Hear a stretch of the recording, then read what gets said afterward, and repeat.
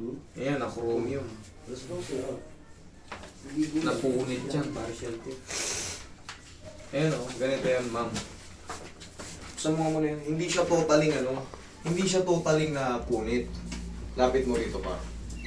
Pasok kayo. Nakakapako kasi dito.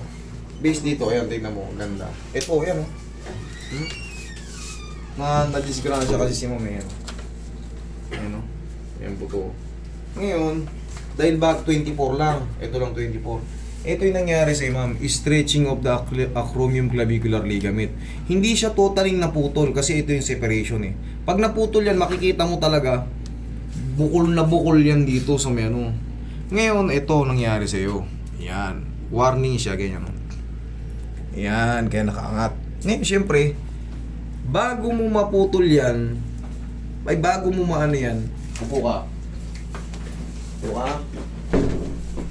Siyempre, may mga soft tissue yan dito. May mga tendon, ligaments. Ayan o. Bago mo ma-reach yan, meron yan ganyan. Siyempre, yan pa. O. Yung mga muscle-muscle na yan.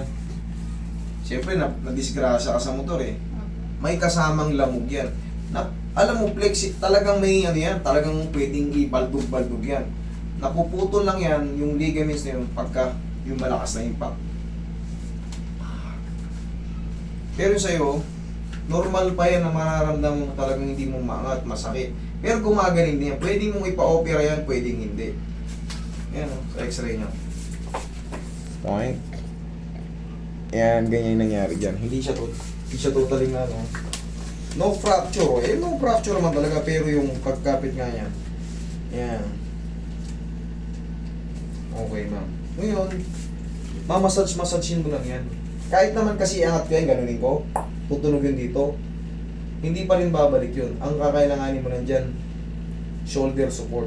Hayaan mo lang muna gagaling din yan. Pag naghilom na yung mga napunit na ligaments dito, babalik na rin yan.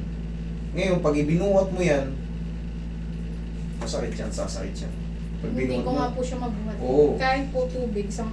Hindi pa talaga kasi under yan eh. Kasama pang, ngayon, bago-bago pa yung semplang nila, lamog pa yan, tapos may yung mga ligaments niya napunit. Talagang mag-expect ka talaga na Masakit po. masakit. Hindi pa pwedeng yan, pilit. Kasama pa yun. Hindi pa. Mamassage ko lang yan. Pansamantala, tapos mga 3 months to 4 months ang full recovery niyan.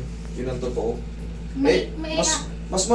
Mas mabilis yan kung magtitake ka ng mga yung sundin mo yung medication ng doktor. Wala pong binigay ng medication.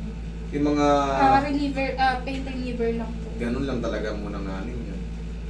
Yun nga, yun yung medication na sinasabi ko. Pero huwag kayo mananatiling dire-diretso.